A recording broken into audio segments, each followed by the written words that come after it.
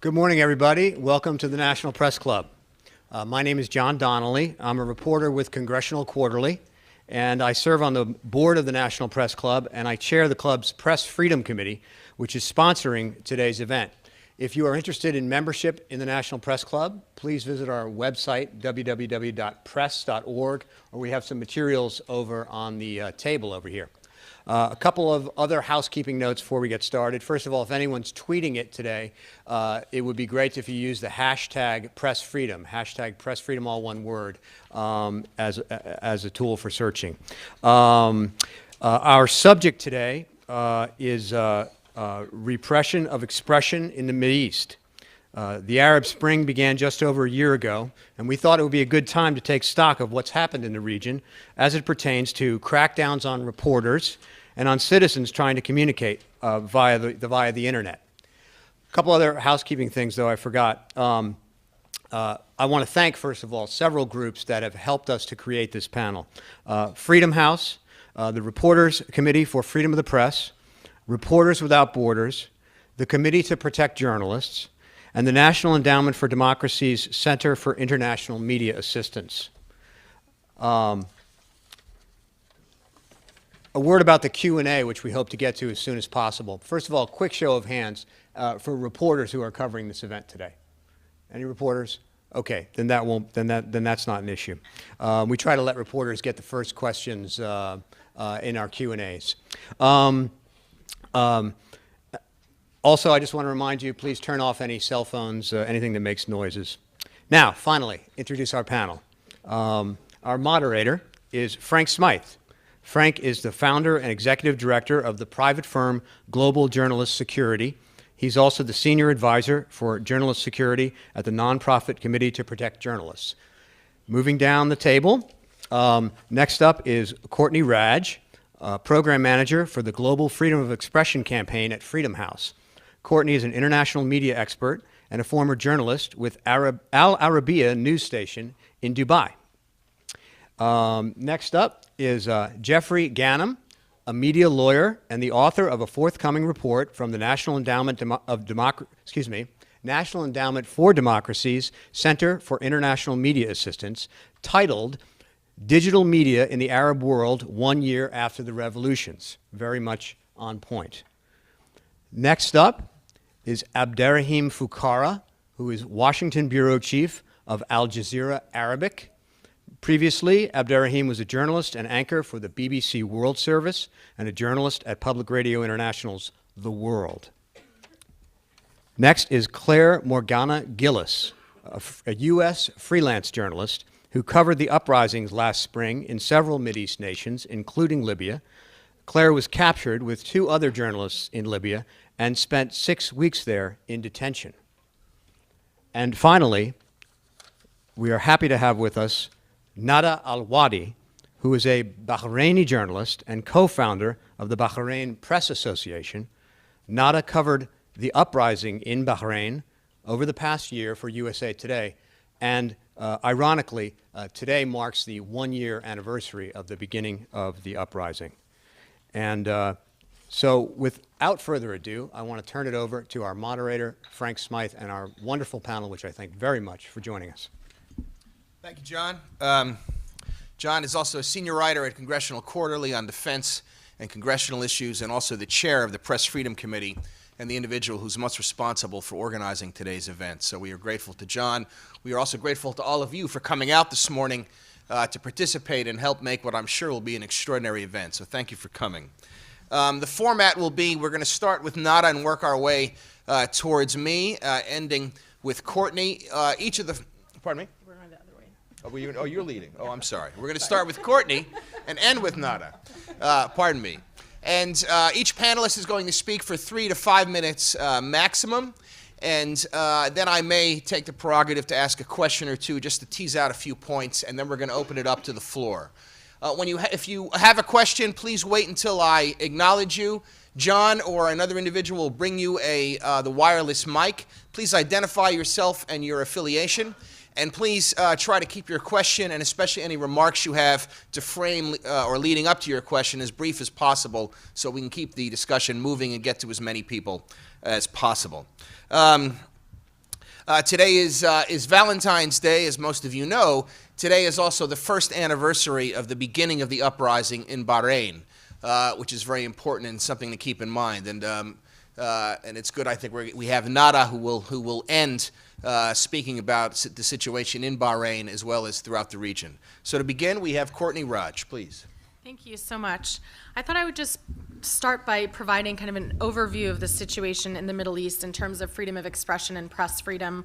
Running a program at Freedom House, as you know, we put out an annual survey that measures the level of press freedom in every country in the world, and then having worked as a journalist in several Middle Eastern countries, wanted to kind of give an overview about what is happening now that the grip of authoritarianism has been lifted in several countries, in Libya, in Tunisia, in Egypt, where it's maybe a little bit more ambiguous whether indeed the grip is being lifted. Perhaps it's just being shifted.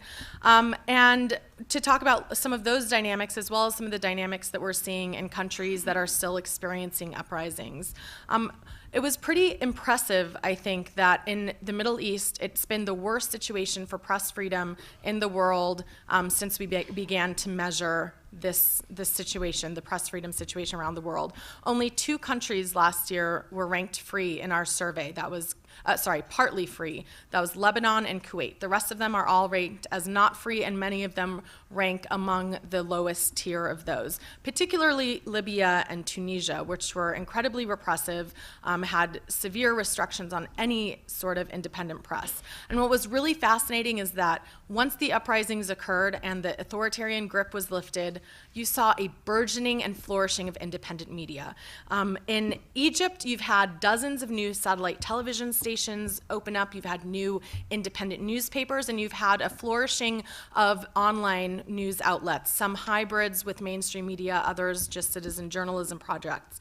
In Libya, you had hundreds of new papers and news outlets start in Benghazi, in Tripoli, and you're seeing new radio stations that are being started by youth as well as by professionals. But in Libya, particularly, you have a dearth of professional journalists who have any experience in journalism, given the severe restrictions there. And in Tunisia, you've also had somewhat of a burgeoning of new media as well, although you had a more diverse state-run and state-affiliated media there. You've still seen a lot of independent media emerge. And too bad we don't have a graph here, but in Egypt, for example, as soon as Mubarak left, you had an explosion of media. Since then, you've had the SCAF, the ruling military leaders, trying to clamp down on independent media, but many journalists are having none of that. You still have a lot of tension in the state media between, professional journalists who want to push those red lines and who want to be doing real reporting, and between the independent media who are really keeping the fire on, and the citizen media who are increasingly challenging the mainstream media to compete according to the accuracy and timeliness of the news that they're providing. In Libya, you had this explosion of new media. The question now is going to be the sustainability of those media. And in Tunisia, you have the same question with sustainability because you had so many subsidies being provided by the government. In all of these countries, both the successful revolutions and not, you've had journalists being targeted specifically by the regimes because they are the ones who are able to get out credible and accurate information. In the ongoing uprisings in Bahrain, in Syria, in Yemen, you've had the attempt of the leaders to impose an information blackout. So they've prevented journalists from entering into these countries, they've targeted those journalists who have managed to get into the country, and they've attempted to close down independent media, and even in times like the internet or specific applications like Skype. In Yemen, they've closed papers. In Bahrain, they've exiled journalists and engaged in pretty severe online attacks, as I'm sure Nada will go into more detail. In Syria, they've prevented access and had a policy of kill anyone with a camera that they see in the streets. And so really, we've come to rely a lot on citizen media and social media and many of the ongoing uprisings for getting the message out. And I think with that, let me segue to Jeff, who will talk a little bit more about that. Thank you very much. Clearly, the situation in the Middle East has changed drastically.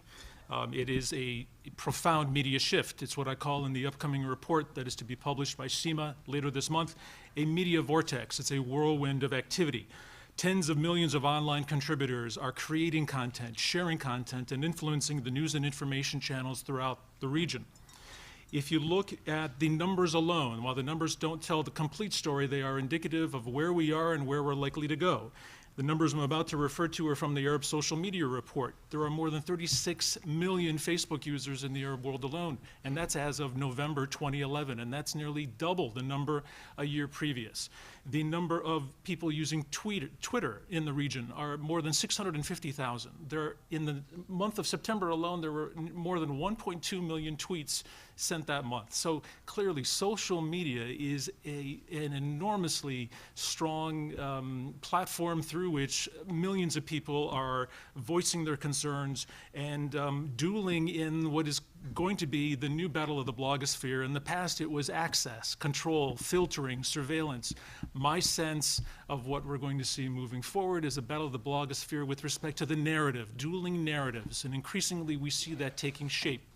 In Egypt, you have the Supreme Council of Armed Forces using media strategies to counteract the influence of the April 6 youth movement. Their profile has diminished in recent months, and they're going to try and regain that profile through traditional means as well as online means. So that is definitely a shift. You see it in Tunisia, where conservative forces elected to the government are going after bloggers for writing on religious issues, even issuing a death threat against a popular blogger, Lina Ben Mehni.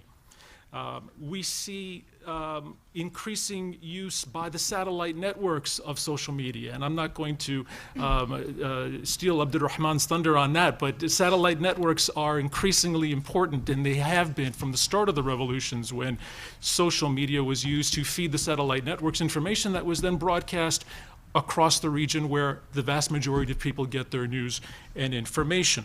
Now, with respect to legal and enabling environments, what's next? It remains to be seen whether the newly elected governments and legacy governments are going to continue to clamp down with respect to the legal and enabling environment, but it raises the issue of to what degree do governments of Egypt and Tunisia want to create that flourishing environment? Do they want to clamp down? Are they going to opportunistically go after individuals who violate certain laws? Most likely, yes. We're most likely going to continue to see repercussions in the way of arrests, incarcerations, questioning against bloggers, journalists, writers, and activists. Human Rights Watch recently just had a report with respect to that and said the situation is pretty dire.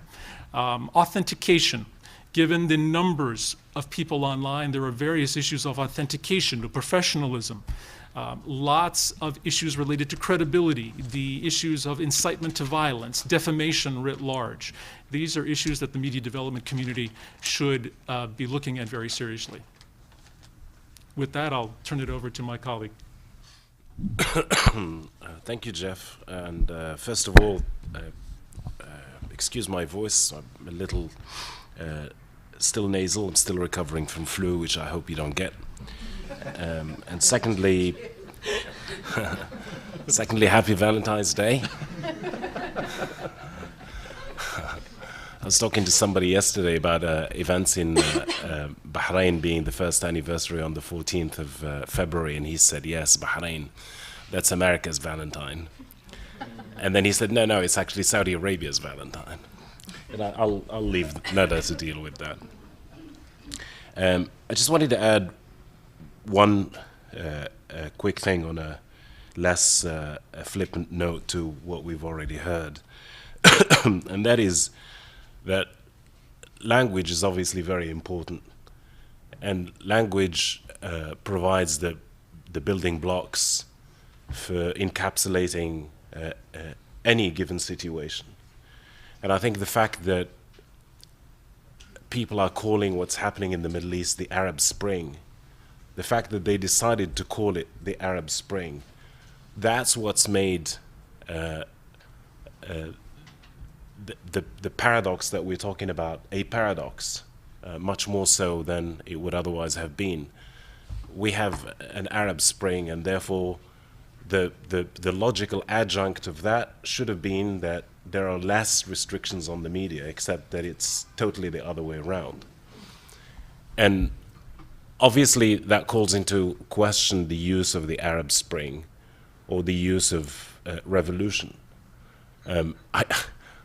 you know, in terms of choosing seasonal epithets, I think we should have created a fifth season and started from it, rather than, you know, going straight into spring. Because if you look at what's happening in Syria, for example, or Bahrain, or many other parts of the world, yes, I do want to call it spring, because 2011 has been a great year for Arabs as a freedom value. What a lot of people outside the Arab world have seen over the last year is that the Arab DNA is not antagonistic to freedom. Just like Arabs want to be free, just like anybody else. But at the same time, when you look at what's happening in Syria, for example, or Bahrain, or Egypt, Yemen, I sometimes feel that it's actually an insult to those who have fallen defending their freedom, or reclaiming their freedom. And therefore, when you say that it's been a great year for freedom, but not such a great year for the press, I'm not so surprised. And in fact, I was pleasantly surprised this morning when I started flipping through this in Egypt, and I think it has it summed up pretty nicely. It says, collapsing regimes are willing to unleash whatever power of destruction they have against journalists. And I think that sums it up pretty nicely. Somebody who knows that they are in the throes of death, they will have their last spasm, of 2 spasms or 3 spasms, before they finally give it up. And it's obviously journalists who, among others, who will pay the price of those spasms. I think we should wait several more years before we decide whether we're going to call it spring or not. We heard a little bit, I think you talked about the proliferation of news outlets, and I think the proliferation of news outlets, as we've seen in the modern history of the Arab world, is not an exact barometer for freedom of the press, because the governments throughout the region have become so adept and so agile at encouraging freedom, at encouraging news outlet proliferation, while at the same time developing the skills to actually repress freedom without necessarily sending the police to take you away at 3 o'clock in the morning. They found actually the legal means to repress freedom, and they can do it legally. And if you check the constitutions of the country, those tools do exist in the constitutions of this or that country. So the proliferation is not necessarily the best way to judge how free the press in the Arab world is going to be over the next several years. And I think we have to wait for the political process to give us indications exactly where it's going.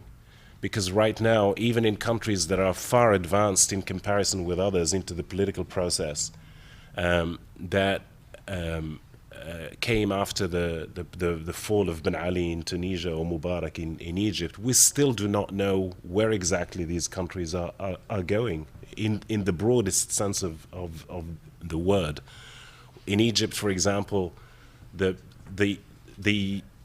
people who actually led the so-called revolution, the young people of Maidan Tahrir, who gave us those amazing social media pictures of the revolution, they haven't actually been able to translate that into political structures whereby they can affect the political process. And we find ourselves in a situation where you have the SCAF, the military council, or the Muslim Brotherhood when it comes to Parliament. And yes, Parliament is an expression of the will of the people, no doubt about it. But you can also argue that the way the political process was conducted after Mubarak was taken out, it was conducted in a way that helped create the outcome that we are seeing in Egypt. And just to circle back to the issue of the media, it's not just the politics when we talk about political repression, as Jeff said. we're gonna see a whole can of worms in terms of trying to repress the media, and that kind of worms is going to be a cocktail of religious forces, and moral forces, and social forces, and new classes emerging that may not necessarily have a vested interest in having a free media. And I think I'll leave it at that. Oh, thank you. Thanks to everybody for including so much specific information in your introductory remarks, because I'm going to hover at a slightly more theoretical level. And one of the things that's been really interesting for me to think about over the course of events in the last year is the idea of objectivity, because of course journalists prize that, but of course confronted with people who are saying we want freedom, we want democracy, we support the right to a free media and freedom of self-expression. Of course, we love that. That's what we do for a living. But we do have to always be mindful of when these groups that are starting to be triumphant, you know, as in Libya, which is certainly where I have the most experience, when they do get certain powers, they have been abusing these powers. And I think it's really important that, I mean, some of our panelists have mentioned this in terms of freedom of media, but there's more things happening. There's executions and tortures and interrogations happening in Libya right now. And they're acting in precisely the way that Gaddafi acted against them for so many years. So I think it's entirely possible to have an opinion and still be objective as a journalist. It's a simple matter of reporting honestly. And Jeff, I really liked your idea about arguing out the narrative in the blogosphere, because since there are no extant traditions of political self-expression, or, you know, very truncated ones, very kind of around the bend ways of expressing one's political opinions in this region, it's really important that people understand what's happened to them and what role they played in it. And, you know, if they were for the uprising or against the uprising, they're going to need to live together. They're going to need to come up with ways to address everybody's concerns and everybody's desires and yet have a stable, functioning government. So, thank you. Good morning, everyone. I'm actually very thrilled to be here this morning because this is an opportunity basically to highlight on the struggle in Bahrain, my country, and its first anniversary, which is expected to be a kind of a dramatic day, and particularly because for a very long time actually we have been calling this the forgotten revolution or the forgotten story. I at least would argue that there have been a kind of a media blackout, either in the Arab world or in the international world. Let me first just, since basically I am a local journalist and I have an experience in my own country covering my own issue, highlight some kind of personal experiences. I work for Al Wasat newspaper, which is a local newspaper, somehow the only independent newspaper in Bahrain for so long. It's kind of a very interesting experience to work in an environment where you are surrounded by, let's say, media outlets which are basically kind of mainstream or pro-governmental all the time, and basically you are struggling out there alone to kind of send or at least kind of cover the rest of the story. But anyway, my experience was, and I believe in professional journalism, and I was basically doing my job and covering what was going on, which I would say was a kind of is going to change the political history of my own country forever, I guess. So this was a big event, of course. Hundreds of thousands of people were on the streets, and of course any journalist will basically, kind of go there and cover and write stories all the time, and this is what I did. I also covered for some international media, so I was the main correspondent for USA Today, and I was writing stories every single day. And of course, after the crackdown, this was a crime.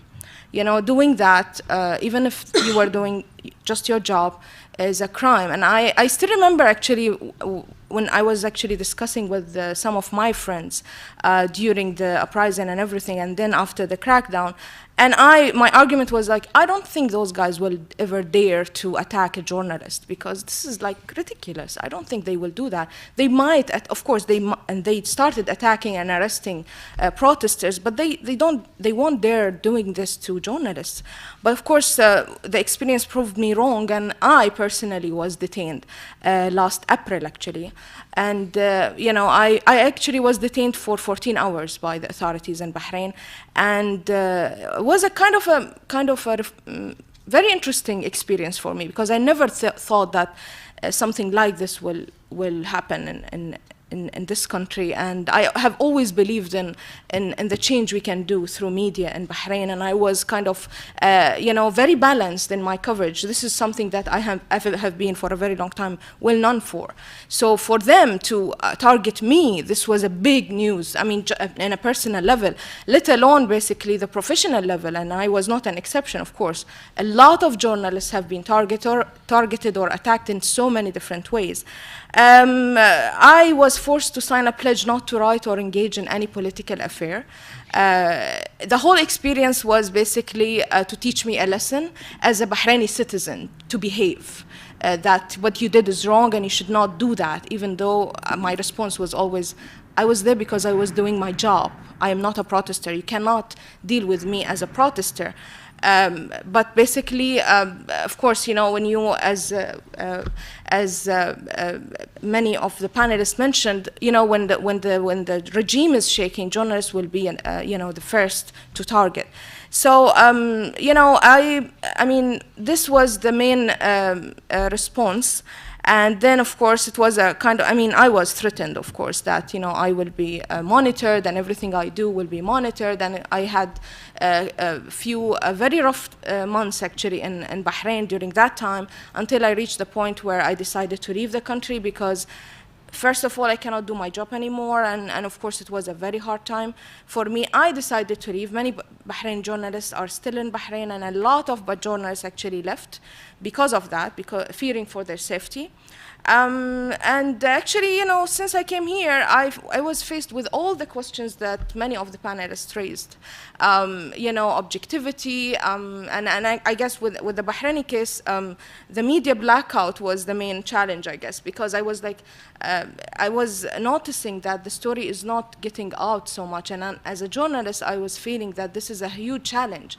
If you are, if you want to write about Syria here, for example, everyone will want to listen. But if you want to cover about Bahrain, not many people will be interested in doing that. So that's a huge challenge. And also something I also want to highlight with the Bahraini case, which is the PR and lobbying firms that have been hired by the government to do the work, basically. And I don't know, I'm suspecting that some of them are actually right here today. And if they are, please come to see me because I'm very interested in having some discussion with you. Anyway, so basically all kinds of obstacles. There is a media blackout. Local journalists have been silenced. And actually, I feel so, as a Bahraini journalist, I feel so touched and upset when I read reports like the Reporters Without Borders report lately, which proved that Bahrain dropped 29 points in freedom of expression, and that Bahrain is now suddenly one of the, in the top 10 countries which are very dangerous for journalists, or the most dangerous countries for journalists, and I think this is true. Many of my friends and colleagues who are professional journalists who are doing their job have been jailed and tortured, and this is something I have witnessed myself. And of course, this was something that I guess professionally and personally is life-changing. Since I came here, actually, I was, of course, in touch with my friends and colleagues, either in Bahrain or outside Bahrain, and we decided to form an association for Bahraini journalists who want to gather together and basically just form a unity somehow. The first thing we did is launching the first report, documenting all the violations that happened against Bahraini and international journalists inside Bahrain during the crackdown. And of course, reading this report, alone will basically give a whole spectrum of what exactly happened. Many international media have been targeted, many stories have been documented, and a lot of correspondents talked about it actually out loud. Freedom of expression in Bahrain is actually a myth right now, I think. I'm really sad to say that, because of course the media is completely controlled by the government, either TV or radio, and of course most of the newspapers are pro-governmental. Al-Wasat, which is the only remaining independent newspaper, is now completely cannot function kind of normally, I guess, and all of these things inside Bahrain are really challenging in terms of the freedom of expression.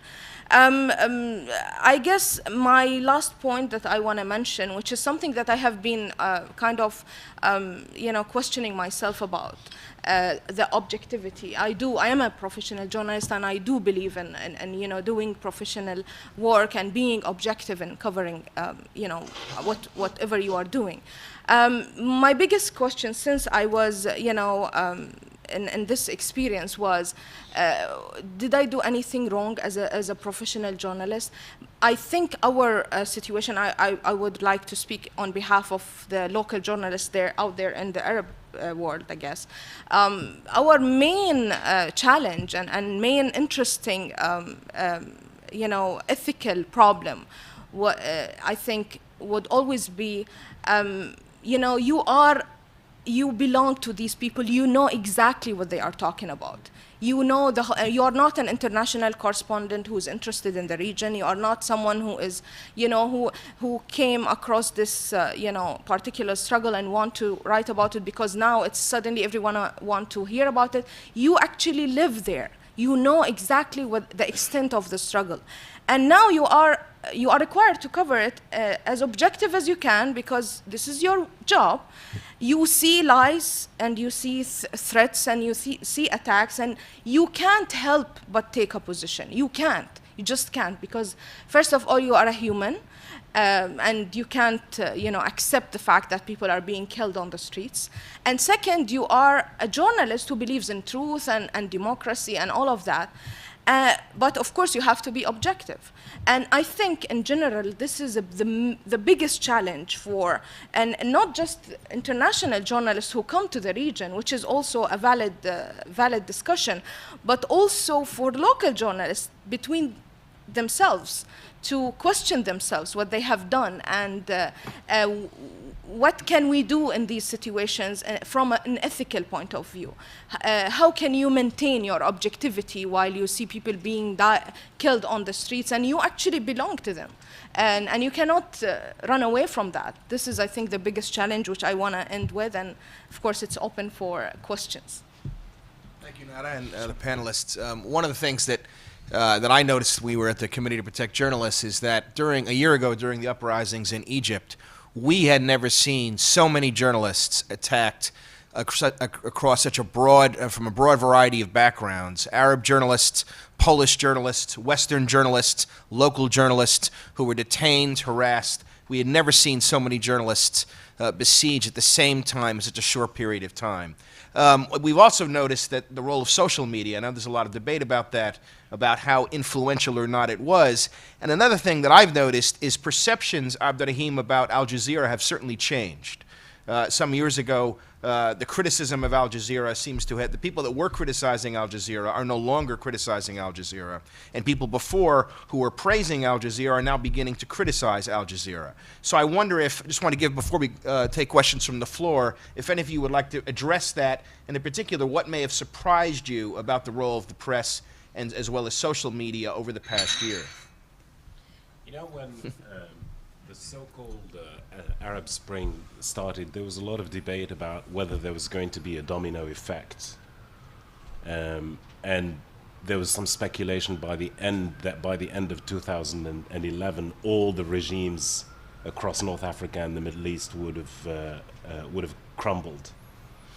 And obviously, that was a misplaced understanding of the way these regimes are able to actually to adapt and adjust to new situations. There was always a question of who will be caught up in the storm of the so-called Arab Spring. And the events of the last year have shown us that everyone and everything will be caught up in the storm of the so-called Arab Spring to varying degrees. Let's leave governments aside for a while. I think that the media, and Al Jazeera included, have certainly been caught up in that storm, as you rightly pointed out. There's been a sort of a topsy-turviness of attitudes towards the media and towards Al Jazeera. I mean, here in the United States, for example, when Al Jazeera English had their forum at the museum last May, the two keynote speakers were, lo and behold, Nancy Pelosi and John McCain. And then you had Hillary Clinton praising the professionalism of Al Jazeera as opposed to American television, which is great, it's wonderful. But, you know, our job is also about skepticism. And skepticism dictates that when politicians start heaping praise upon you, you got to take that with a grain of salt. And if you look at the coverage of Al Jazeera, especially Al Jazeera Arabic, of the various cases across North Africa and the Middle East, and you look at the blogosphere, the blogosphere went insane with criticism of Al Jazeera's coverage, or lack of coverage in some cases, such as the case of Bahrain. And obviously now we're in a newer environment where Al Jazeera has been so instrumental over the last 15 years in initiating debate about tyranny, all shapes and forms in the Arab world. And yet now it's caught up in this wave of criticism as to why it devoted so much attention to Libya, why it's devoting so much attention to Syria, why it didn't devote as much attention to Bahrain, why initially it didn't devote enough attention to Yemen and only later on did so. And this becomes particularly more challenging going back to the issue of the proliferation of news outlets in the Middle East. This becomes particularly challenging for Al Jazeera as the region opens up to competition. And obviously perception translates directly into audience figures. And I think that Al Jazeera is aware of that. There's a lot of internal debate going on about this, how to keep the level of achievement that the channel has made over the last 15 years, how to consolidate it down the road in this new environment of fierce competition. I mean, during the coverage of the election in Tunisia, we found out that a lot of Tunisians were actually watching Tunisian outlets rather than Al Jazeera. And, you know, that on some level, that's a normal thing because people watch the thing they can most relate to. But at the same time, it raises question marks about, you know, where are we going now with regard to the new conditions throughout North Africa and the Middle East. So everyone, governments, all others, eventually will be caught up in the storm of the so-called Arab Spring. And governments may be able to put a lid on it, like the government of Bahrain has done. But we know that there've been mutterings in Saudi Arabia, there've been mutterings in Kuwait, Jordan, Morocco. This is a firestorm that's basically impacting everything in its wake, Al Jazeera included. Sure. Anyone else want to address that? Well, maybe not specifically Al Jazeera, but you know, I think that one of the surprising things that some of the Arab media watchers realized is that Al Jazeera continued to be very important, and despite the emphasis on social media during the revolutions, which were absolutely critical. In fact, it's this confluence in the way that social media, mainstream media, and the public interact and feed off of each other. The mainstream media continue to be very important. Most of the Egyptian public found out about Tunisia not because of social media, but because of Al Jazeera's coverage.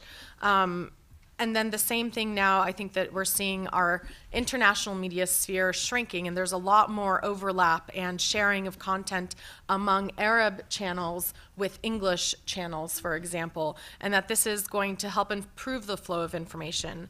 But one of the things that really stood out during the revolution is that in repressive regimes, journalism becomes a form of activism. And there have been a lot of debates about, activists versus journalists. And I think in many cases, we can't make this distinction because the very act of doing journalism and circulating information is inherently challenging to the status quo and to the authoritarian regimes. And citizen journalism, social media have really challenged the ability of these governments to control that information.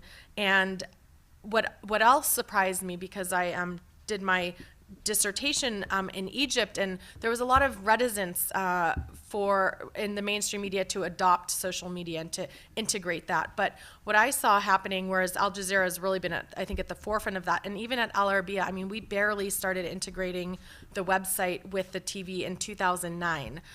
So, very, very kind of late in terms of this arrival. But what the Arab Spring did is really propel that merger to happen. So now we have the websites of the news outlets have really improved. We have them using social media in their reporting as well as in their outreach. So I think that one of the things we saw was the Arab Spring propel the development of mainstream media's new media offerings, which could have interesting implications. If I may add, if you took a look at the Facebook pages of various Arab media, mainstream media, including the satellite networks, they've got hundreds of thousands of followers.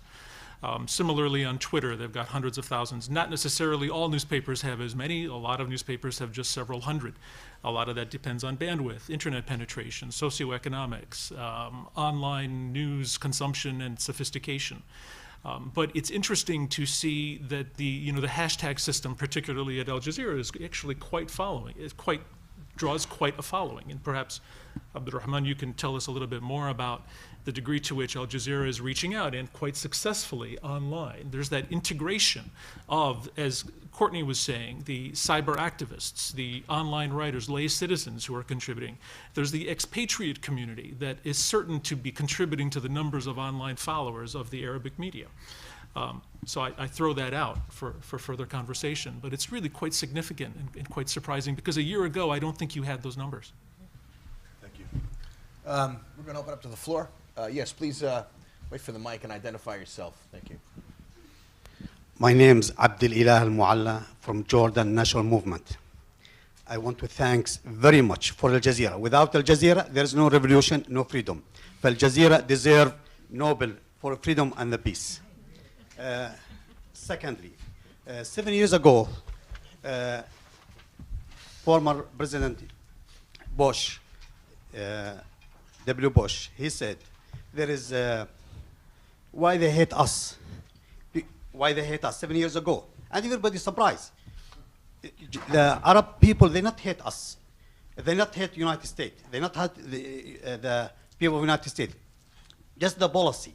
And because the media, because, the revolution now is changed. Now the image of United States changed. Thank you for President Obama, who changed the image. Now, United States stand by those revolutions.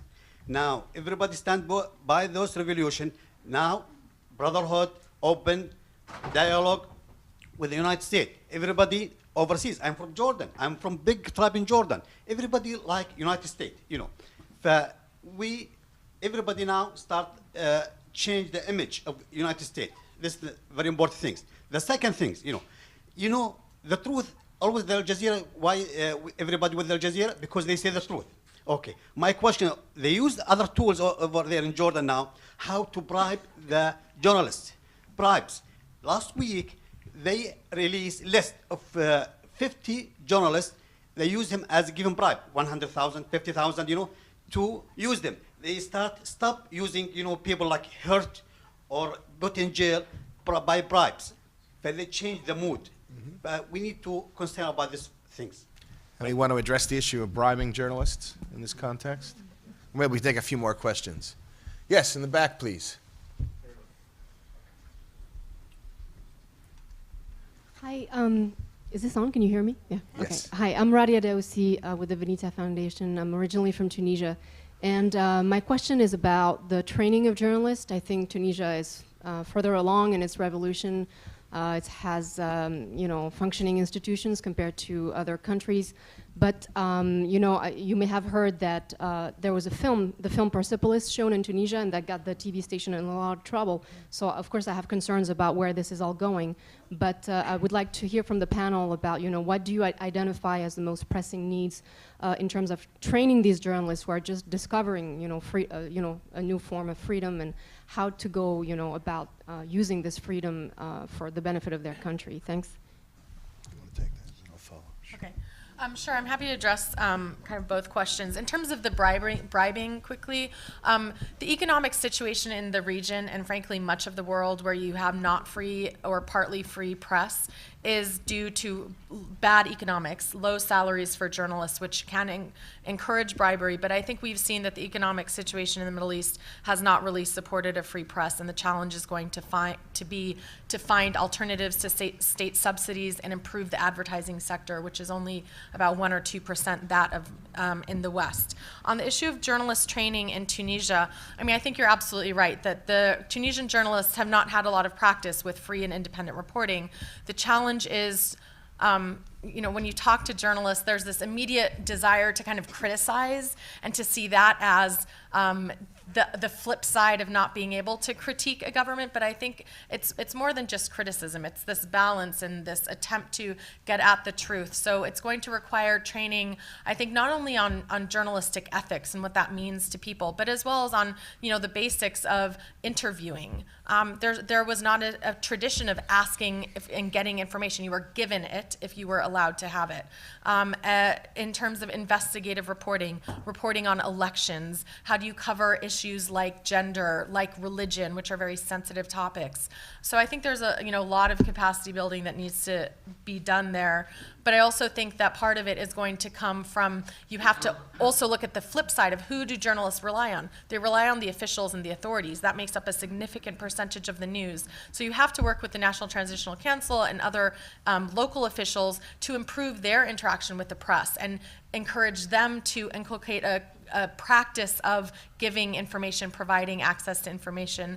And of course, as Abdurrahim mentioned, the legal side of things is to create legal structures that facilitate that. So freedom of information laws, access to information laws, and in some cases like Libya, they got rid of all their laws.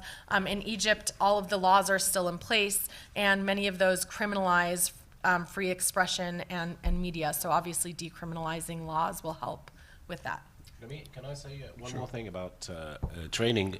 Obviously, on some very important level, journalism training is really the crux of it, because it has direct implications on what happens to journalists, and what happens to journalists has a direct implication on the political system as a whole. And whether in the case of Libya, for example, where we have seen new outlets, for example, since the end of al-Qaddafi, mushroom in Libya. But here's the thing. There is the appetite in Libya and in Tunisia and elsewhere in the region for new outlets is unfathomable. But do you have the required number of people who are actually trained to satisfy that appetite? And the sad answer is no. And training journalists obviously takes a lot of time. By the time you teach them in the ethics of journalism and investigative journalism, and you need over a decade basically to train a generation of journalists who can do their job and do it well. And the problem, as you said, is compounded by the fact that these are societies that, to varying degrees, had been and continue to be closed societies. So getting access to information is not always easy. And that leads to this confusion between reporting and editorializing. People will report as if they're editorializing, and that often lands journalists in trouble, being sent to jail or whatever. And we see this time and time again. The particular point that I wanted to raise is that this problem becomes a much tougher problem when it comes to social media. Because there's already this notion whether people using social media are journalists or not. And you know, I'm open to people who want to argue that they are. That's fine. But the thing is, if you argue that they are, to what extent are they required to adhere to the principles of journalism and to the ethics of journalism? I mean, we have seen we've seen this in Yemen, just to give a specific example, or we've seen it in Egypt. The wealth of Ali Abdullah Saleh, quoted in social media, for example, was absolutely crazy for a country like for a poor country like Yemen. The numbers that were attributed to Ali Abdullah Saleh could not possibly have been true. I can't remember what they were, but they cannot possibly have been true. Ali Abdullah Saleh could have been plundering Yemen for 1,000 years. He would not have accumulated that kind of wealth. And we've seen a similar thing in the social media in Egypt. We've seen figures varying from $10 billion to $30 billion to $50 billion.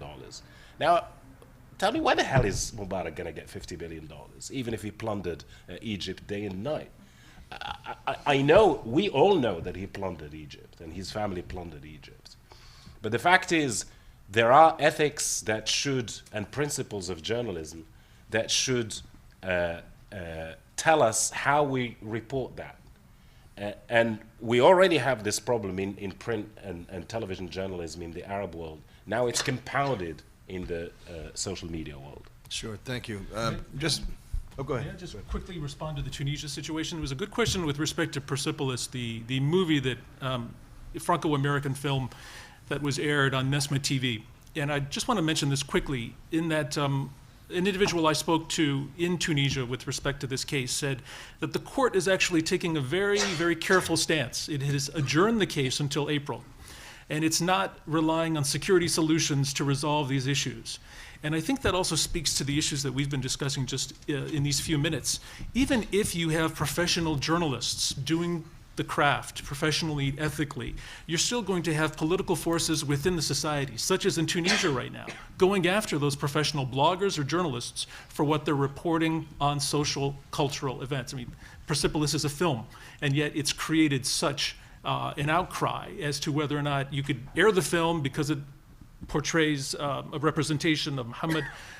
Can you write about it? Can you blog about it? So even if they're doing their jobs professionally, you've got to have that enabling environment, that legal and regulatory regime that protects people within the Constitution, which is not politicized or used opportunistically. Thank you. Right here in the front. Yes.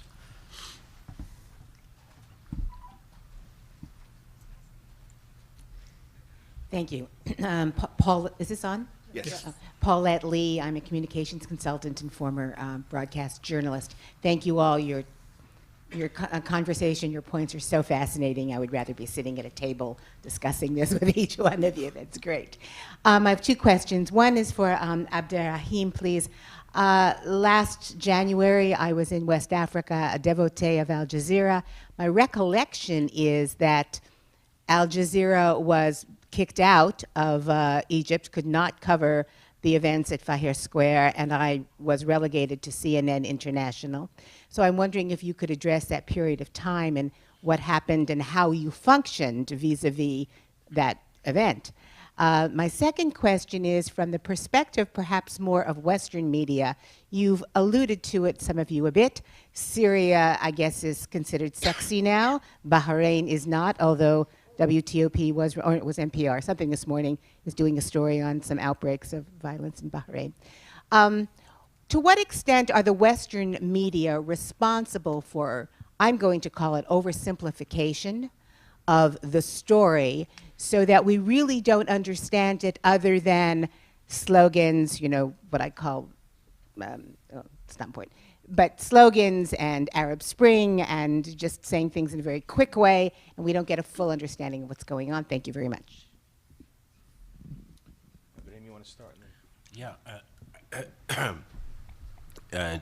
During the events in Tahrir Square, many amazing, drastic actions were taken by the Mubarak regime at that time against the media across the board, but against Al Jazeera in particular.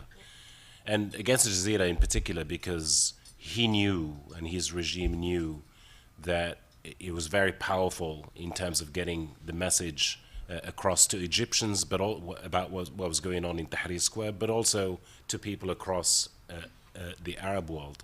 So he shut us down for a while. The offices of Al Jazeera were even torched at one time. Some of the amazingly drastic measures included switching off the Al Jazeera frequency on Nilesat, which is a satellite the satellite owned by the Egyptians. But we circle back to the issue of social media and this amazing marriage that was born out of these so-called revolutions between social media and satellite television. And I use Tahrir Square because it's iconic of the rest of the squares across North Africa and the Middle East. But there was stuff going on in Tahrir Square, even during the days when Al Jazeera was banned, was not allowed to cover it, that we covered through social media.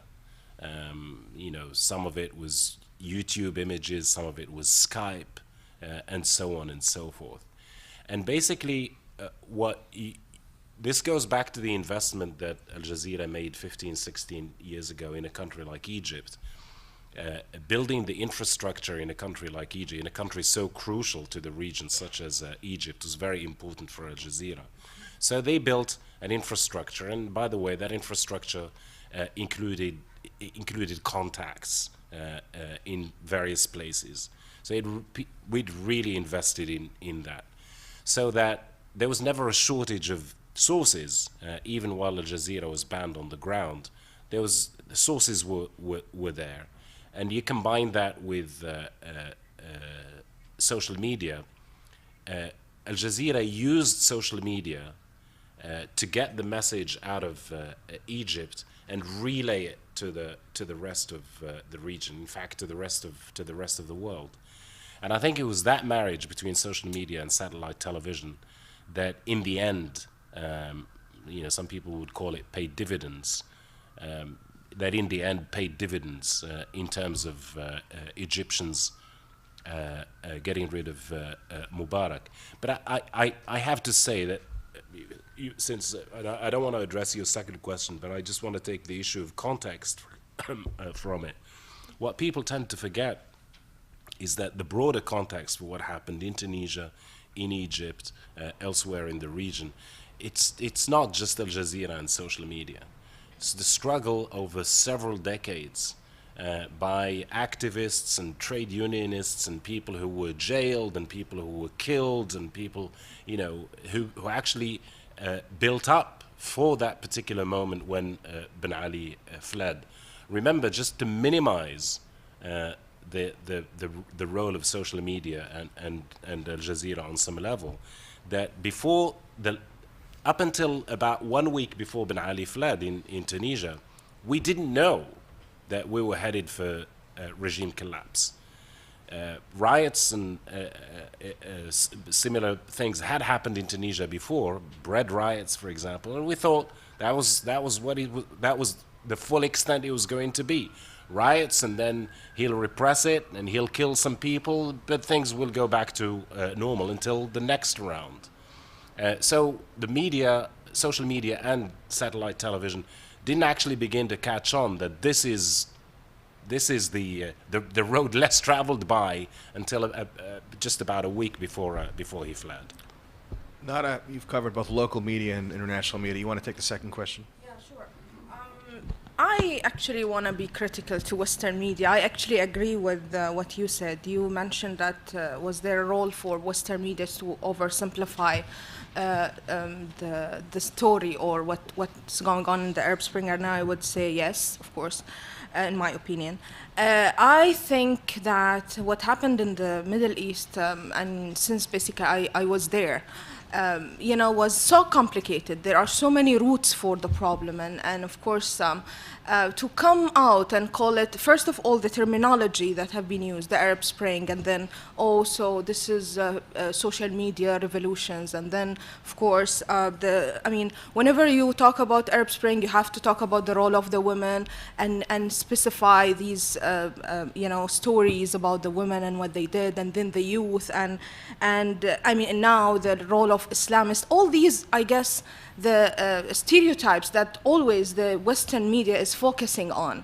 And as a person who actually basically looked to the story from the other perspective, from the other part of the world, I did not see these things. I mean, I wouldn't be, focusing on the role of the women, even though I am I'm very, very obsessed with the role of the women in the Middle East. But the thing is, it was not about the role of the women. It was about the whole society going out there asking for change.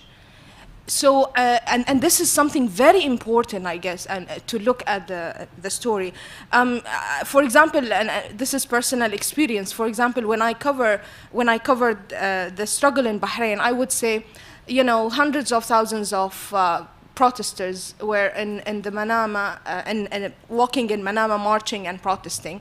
There will, I noticed that, between brackets, there will always be a sentence added to that, particular sentence, saying that majority Shia.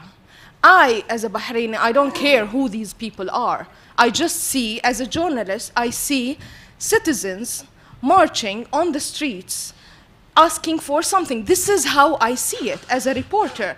But of course, from let's say the Western perspective, these details, and I know, of course, this is maybe very important to the Western mentality, but these details, in so many ways, affected the way all these struggles in the Middle East have been perceived in so many different ways. The role of the women, the social media, the fact that basically social media was out there, of course it will be very important because people cannot have there are no other channels for them. They have to escape for social media because they don't have a free media. It's not that, social media created this whole thing. It was a tool. This is, for us, it was something we really understand. This was, anything that people have in their hands, they will use it. Women were part of the struggle because they are part of the society. It's not even a question. It's not that suddenly women decided to be, active and they want their roles. It's not about women, it's about societies striving for something. And then now, the talk about Islamists, wherever I go, people will ask me also, what do you think of this emerging Islamist wave? For me, I don't see it that way, even though, of course, this is something for discussion. But to kind of, in my opinion, focus on let's say, the changes that are happening in the Arab Spring from that perspective is not fair, because at the end of the day, Islamists are part of these societies. What is happening, in my opinion, is normal. It's normal. They are part of the societies. They are taking part of it. Basically focusing on that particular aspect only, forgetting the other aspects, of course, will affect the stereotype of the Arab Spring and will influence how all these things are perceived in here, I guess, which is very important and significant because the decision making and the political decision making is made here in the West. So, how people perceive us, what is happening in our part of the world, is actually determined here. That's why the media is very dangerous, I guess. How they see and how they portray and how they cover everything that's happening out there is very dangerous and is very effective. And it contributes a lot, basically, to the debate and changing, basically, the game, I guess. Thank you, Nada. We've got this gentleman over, John, this gentleman here has been waiting. We have a mic over there or not? There we go.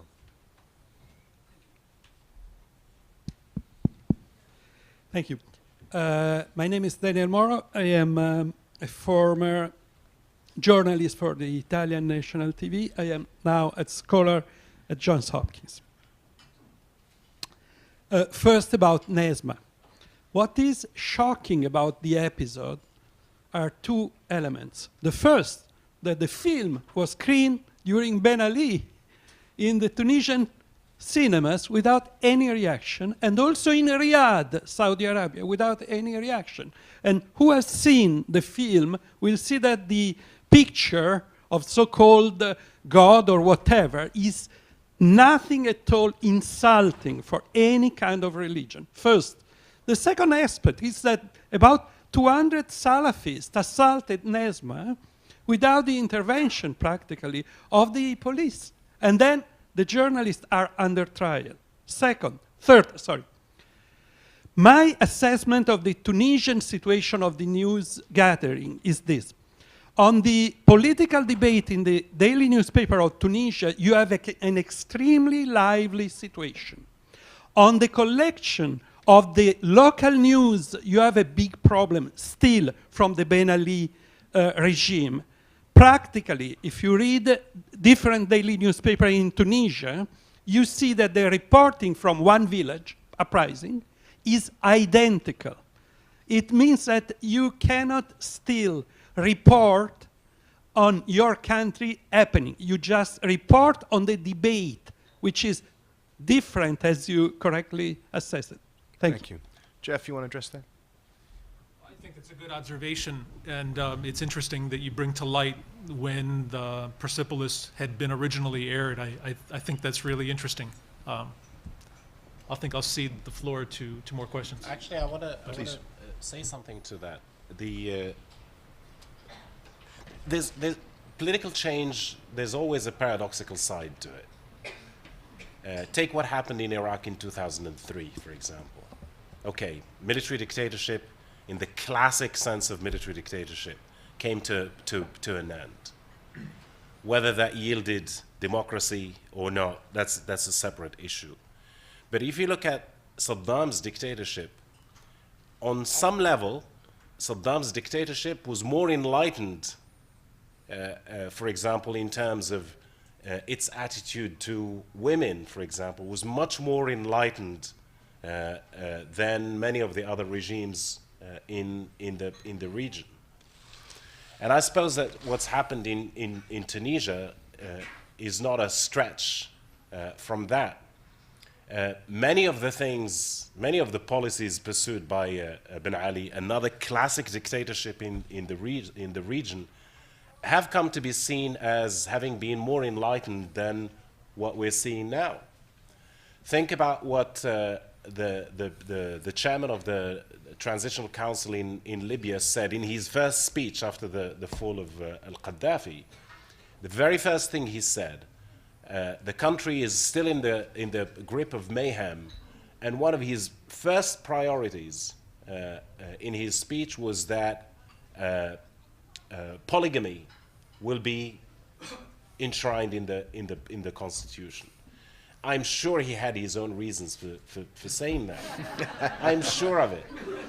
But for people who viewed change in the Arab world through a different prism, that would stand out as a paradox. So obviously, to circle back to Tunisia, things will take time, not only to change, but for people to accept that they have changed. I'll give you an example. Even here in Washington, sometimes we call the embassies of some of the countries where there has been change. And we can barely discern any change in their attitude. They still think that they live in the good old days in terms of giving you access to information. Things will take time. The only thing is, how much time will they take? And just to loop in one quick comment about what Nada said.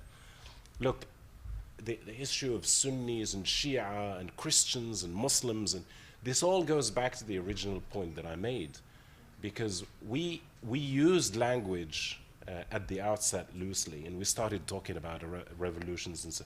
We will not know if it's a revolution until we know it's a revolution. And how will we know it's a revolution? It is this case of Sunnis and Shia, for example. Why is it that if I live in the same society, it's like I am Sunni, why is it that if I live in a society where there are Shia, why is it that I should see them as Shia first, and why is it that they should see me as Sunni first? Why can't we see each other as citizens? So the notion of citizenship, until it's practically enshrined in the new constitutions throughout the region, I don't think we can yet begin to talk about revolutions. And that is no detraction from the sacrifices, huge sacrifices, that millions of people continue to make throughout the region, sometimes with their lives. I'd also like to highlight what the gentleman said. This issue of the lack of local news coverage, it was endemic before the revolutions, or whatever we want to call them today, uprisings, political ferment. There's always been a lack of local coverage in Arab news. It's very focused on the international and national news level. It's focused on the capitals. It was that way throughout the region, and I think problematically it's still that way. And I mean, looping back to this issue of training as well, it's crucial that we increase what counts as media, as making it into media, and increase coverage of local news, what's happening with your trash collection, what's happening at the local level. Jeff, But quickly. I think that's changing. I think you've got the increased number of local media outlets. Abdurrahim also mentioned that such that satellite TV, the transnational media, the regional media are going to continue to face some competition from hyper-local media. And I think we're going to increasingly see some of that begin to evolve such that you know what's happening down the block as opposed to 2 countries away. Inshallah, but I don't see that happening yet.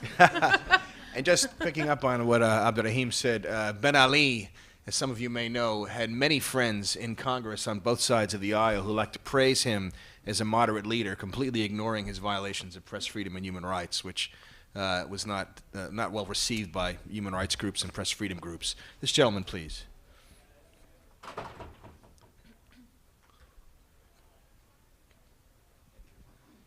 I'm Thomas Gorgisian, a writer, a journalist from Egypt. And first of all, it's good that it's Valentine's Day and you are talking about Arab Spring, but we have to talk a day after. Yes. It's, as a matter of fact, all the issues, it's good too that you open the Pandora's box, or as Abdurrahim said, the kind of worms, The real issue for now is not just the freedom of expression or the tweet or the Facebook. The real issue is how we can foresee the future. I mean, not just in the part of the world, which is like different as we are realizing now, because it seems that it's the same that happened with Soviet Union, with Eastern Europe, people looking at the pink and the green and the one color, and then realize there is Syria, there is Egypt, there is different from Tunis and everything. The main challenge, I think, if you can answer now, I mean, it's from your side, because I'm not interested. I mean, I'm trying to understand how you are seeing it, but I'm trying to understand or to figure out how you are going to work. I mean, what you are going to do, because it's not just for me, from my perspective, of living in this country for 20 years and between here and Egypt. It's not, I can see the same. I mean, Middle East experts are talking the same way, but instead of using Arab and Israel and its Arab neighbors, they're calling Arab Spring nations and all these things. Professionally speaking, because I'm more interested about the profession, how you foresee your jobs, like Committee to Protect Journalists, because as we know now, as many people mentioned, it's not a matter of just like imprisoning or beating or jailing people. No, it's like absorbing them. You know, I mean, as a matter of fact, the challenge we are facing now in Egypt, there is local news, there is all these things, but people are buying the journalists, the newspapers, and everybody. And in order to do that, how you can cover this? This is not quantitative index there. Sure. There is something going on. Sure. Second, which is, I will try to make it Sure. finished, not discuss the issues. I mean, I'm sure that you discuss enough. How you can see, like organizations, or Jeff can explain, how expecting the American journalists are going to cover it, because it's now they were running like as we say, it's fire engine. Something called 911, go to Libya. 911, go to Egypt. Then what? Sure. Thank you. Go ahead. Whoever wants to start, Jeff or... I think it's open to everybody. Go ahead. I mean, in terms of what we're going to do about that and what we see as the future, I mean, I think I would respectfully disagree with you, but freedom of expression is fundamental. The whole problem is that people have not been able to envision what they want their future to look like. And so I think that when you enshrine freedom of expression and get people to be able to practice that, you see what happens. That's why in many ways you have a proliferation of new media and mainstream media outlets. But in terms of how we're going to do our work, the Freedom House Index specifically looks at three main fields: the political, legal, and economic conditions that affect press freedom. So I don't necessarily see that these will change. We have adapted and reworked some of our questions to take into more account citizen journalists and the differing press freedom environment. But I don't know for CPJ. Well, CPJ doesn't do an index, but one of the things that CPJ looks at are physical attacks against journalists as well as imprisonment. And one of the problems is you can have a nation, the most murders that occur against journalists tend to occur in democratic, open societies. So it makes it very hard to measure that in terms of an index, because you can have a society that seems relatively free and is a nominal democracy and has certain guarantees in its constitution, where journalists are getting murdered literally around the world at a rate of one every 11 to 12 days. Mexico, Russia, Brazil, as well as even in war zones in Iraq and Afghanistan, most journalists that have been killed in Iraq and Afghanistan have in fact been murdered.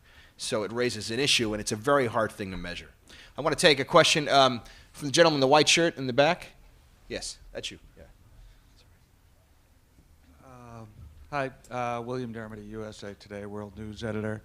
I'd like to ask a question of Claire and of Nada. Claire, you spent a lot of time in Libya with the revolutionaries.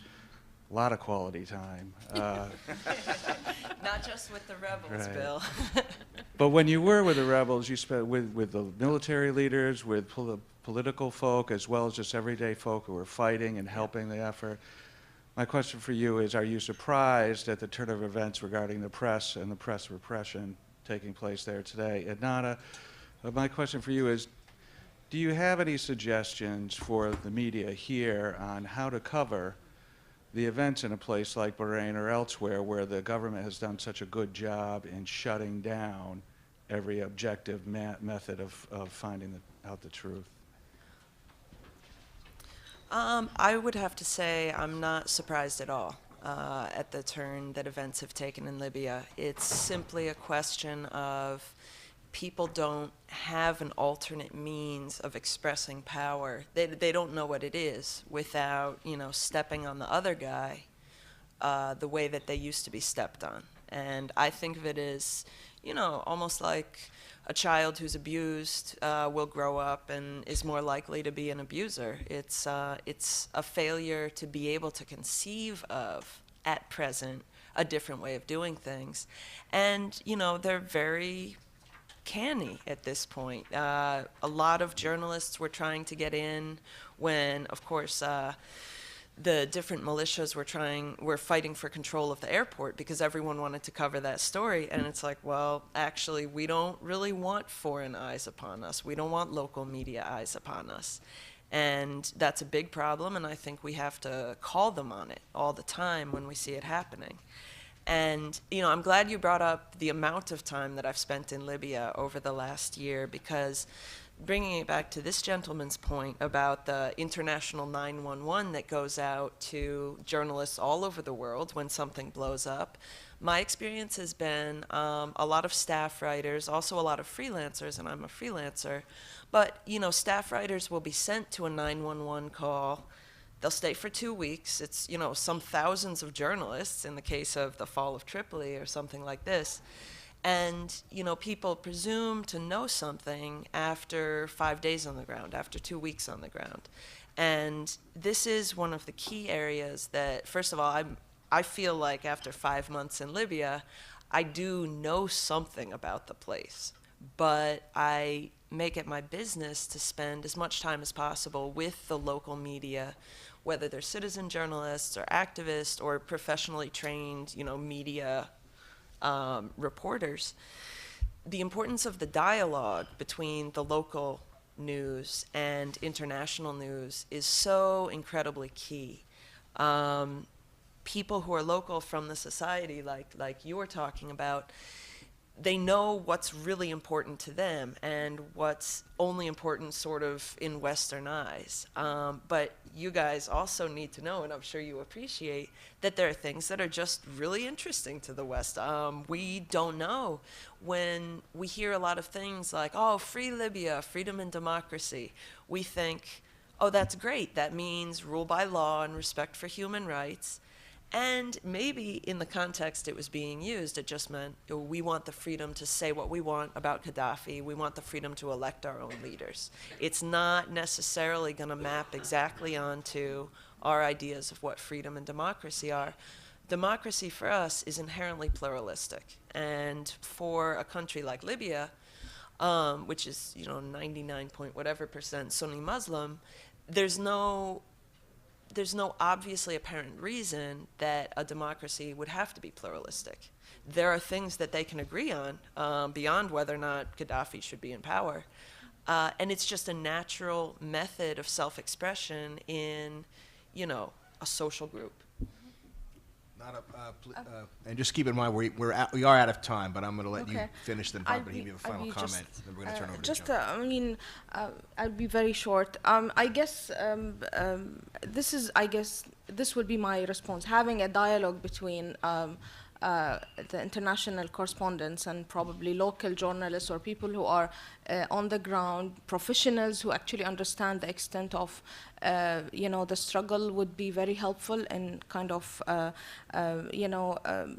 of fixing these stereotypes in the international media. And also, I think this is new. What is happening, particularly in this part of the world, the Arab Spring is new. Everyone is learning. Like we are learning, and everyone. Nobody knows what's going to happen. And through this process, I would expect that, and it's actually happening. The coverage would be better, and the story will be told differently and in a better way, I guess, if people spend more time in understanding the complexity of this region and the extent of what is exactly happening, and a little bit forgot about what they always read about and the kind of the stereotypes that have been always in the international media. Thank you. Yeah, I just wanted to make a quick comment based on the litany of really interesting things that both Neda and Claire said with regard to Libya and the rest of the region, obviously.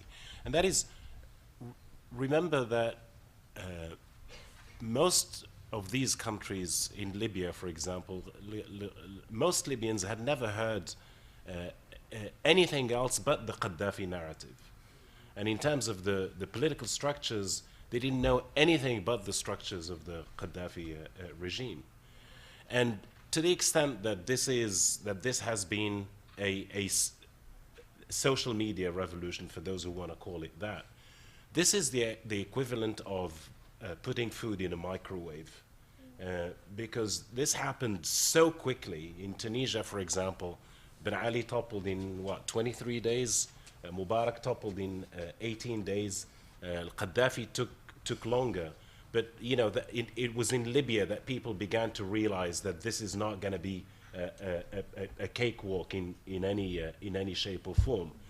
But ironically, and this is my wishful thinking possibly, ironically, I think that it is in a country like Libya, probably long term, stands a better chance of getting something really done because the Gaddafi didn't leave them anything worthy of keeping.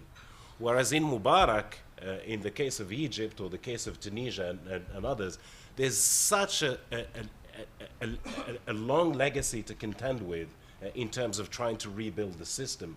In Libya, they'll find it a lot easier to rebuild the system because there's nothing there except what they decide to build.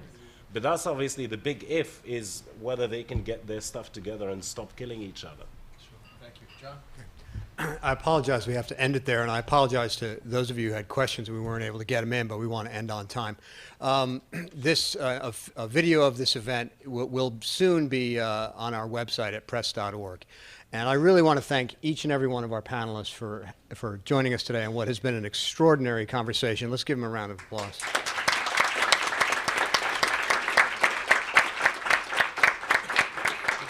And with that, we are adjourned. Thank you.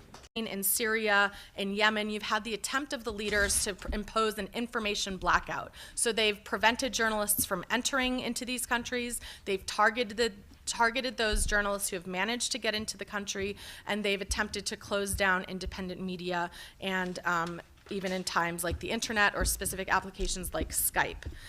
In Yemen, they've closed papers. In Bahrain, they've exiled journalists and engaged in pretty severe online attacks, as I'm sure Nada will go into more detail. In Syria, they've prevented access and had a policy of kill anyone with a camera that they see in the streets. And so really, we've come to rely a lot on citizen media and social media and many of the ongoing uprisings for getting the message out. And I think with that, let me segue to Jeff, who will talk a little bit more about that. Thank you very much. Clearly, the situation in the Middle East has changed drastically. It is a profound media shift. It's what I call in the upcoming report that is to be published by SEMA later this month, a media vortex. It's a whirlwind of activity. Tens of millions of online contributors are creating content, sharing content, and influencing the news and information channels throughout the region. If you look at the numbers alone, while the numbers don't tell the complete story, they are indicative of where we are and where we're likely to go. The numbers I'm about to refer to are from the Arab Social Media Report. There are more than 36 million Facebook users in the Arab world alone, and that's as of November 2011, and that's nearly double the number a year previous. The number of people using Twitter in the region are more than 650,000. In the month of September alone, there were more than 1.2 million tweets sent that month. So clearly, social media is an enormously strong platform through which millions of people are voicing their concerns and dueling in what is going to be the new battle of the blogosphere. In the past, it was access, control, filtering, surveillance. My sense of what we're going to see moving forward is a battle of the blogosphere with respect to the narrative, dueling narratives, and increasingly we see that taking shape. In each All right, we're going to start with Courtney and end with Nada. Pardon me. And each panelist is going to speak for 3 to 5 minutes maximum. And then I may take the prerogative to ask a question or two just to tease out a few points, and then we're going to open it up to the floor. If you have a question, please wait until I acknowledge you. John or another individual will bring you the wireless mic. Please identify yourself and your affiliation. And please try to keep your question, and especially any remarks you have to frame or leading up to your question, as brief as possible so we can keep the discussion moving and get to as many people as possible. Today is Valentine's Day, as most of you know. Today is also the first anniversary of the beginning of the uprising in Bahrain, which is very important and something to keep in mind. And it's good, I think, we have Nada who will end speaking about the situation in Bahrain as well as throughout the region. So to begin, we have Courtney Raj, please. Thank you so much. I thought I would just start by providing kind of an overview of the situation in the Middle East in terms of freedom of expression and press freedom.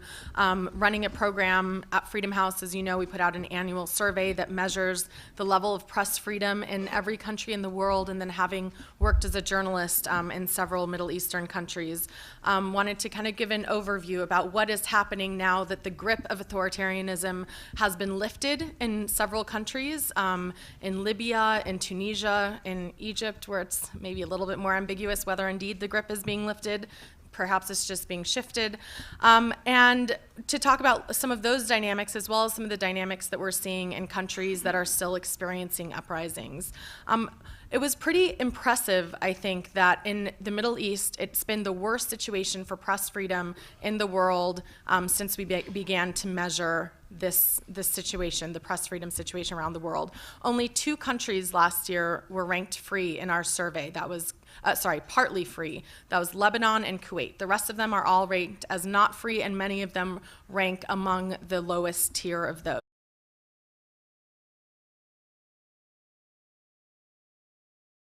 Good morning, everybody. Welcome to the National Press Club. My name is John Donnelly. I'm a reporter with Congressional Quarterly, and I serve on the board of the National Press Club, and I chair the club's Press Freedom Committee, which is sponsoring today's event.